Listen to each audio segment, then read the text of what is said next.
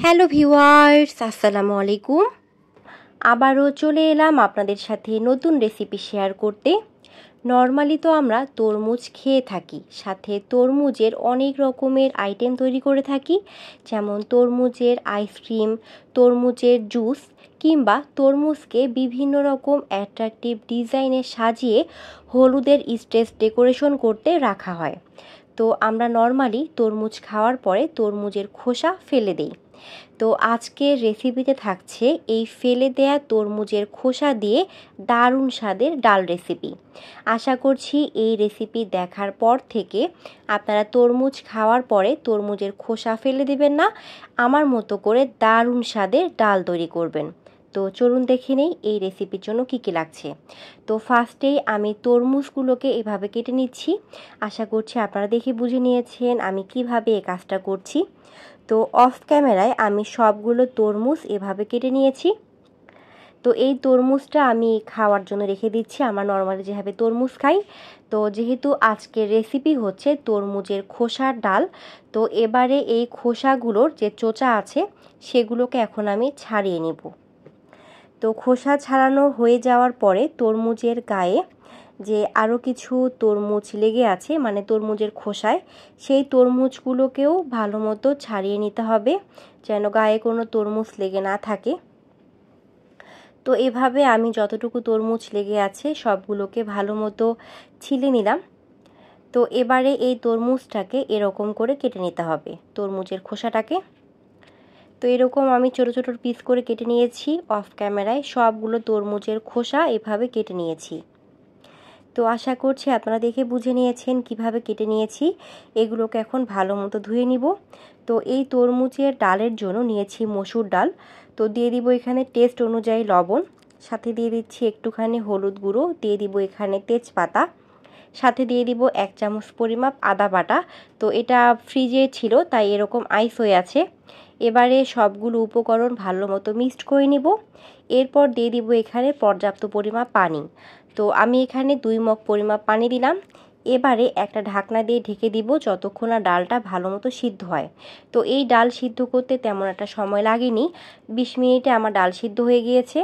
তো ডালের ঢাকনা তুলে আপনাদের দেখাচ্ছি ডালটা ঠিক কীরকম সিদ্ধ হবে। তো ডাল সিদ্ধ হওয়ার জন্য আমি যে পরিমাপ পানি দিয়েছি এই পানিতে ডাল সিদ্ধ হয়ে গিয়েছে, এখানে আর এক্সট্রা পানি আমি ব্যবহার করিনি। তো ডালটা ঠিক এরকম সিদ্ধ হবে। তো এই পানিতে আমার কিন্তু পুরো রান্না হয়ে যাবে, আমি এখানে আর কোনো পানি ব্যবহার করিনি। তো এই পানিতেই ডাল সিদ্ধ হয়েছে এবং ডালের বাকি রান্নাও হয়ে যাবে। এবারে একটা ডাল ঘুটনির সাহায্যে ডালটাকে বেশ ভালো মতো ম্যাশ করে নিচ্ছি।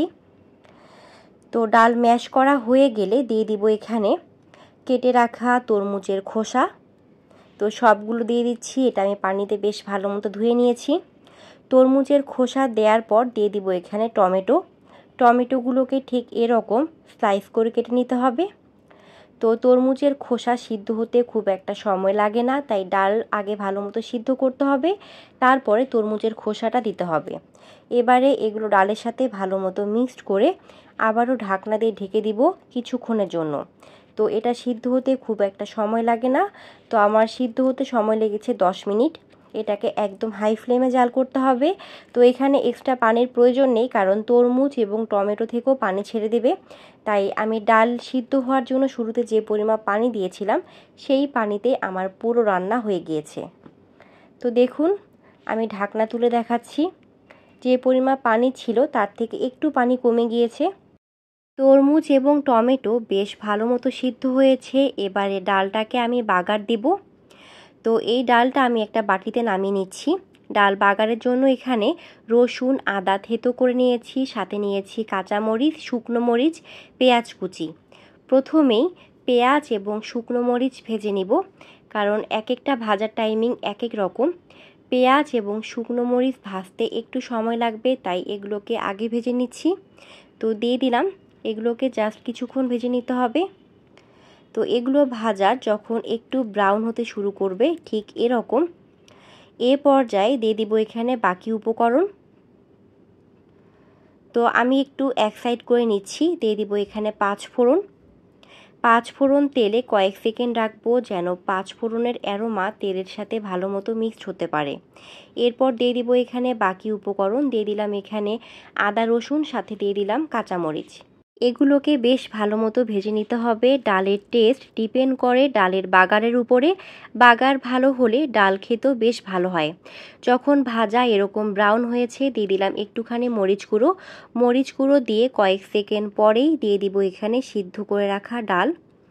তো আমি সবগুলো ডাল দিয়ে দিচ্ছি।